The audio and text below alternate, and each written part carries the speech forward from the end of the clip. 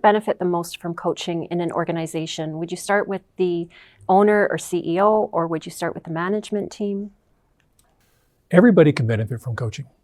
I often say when you're looking for a coach, the first thing you ask of a potential coach is you say, who's your coach? And if that coach doesn't have an answer, move on, because they're not walking their talk. So I believe coaching is ubiquitous. I think every leader, every communicator can be in a position to utilize coaching skills in order to enhance the relationship. What are the biggest benefits of executive coaching that you've witnessed? There's too many to list. I think the process of executive coaching fascinates me because I use the metaphor of a sphere.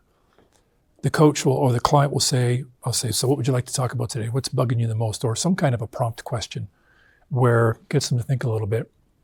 And I liken it to, in the middle is what the client says they would like to discuss or tackle or make a decision on. They are seeing it from one angle, their own, because they're biased. We're all biased in some way, shape, or form. It's my job to help that person see it from as many angles as possible so that what they may have thought was the issue may in fact may not be. It was something deeper, or maybe something completely different. We don't know. But through the discovery process and asking through skills and the art of coaching, we figure out what that point of clarity is.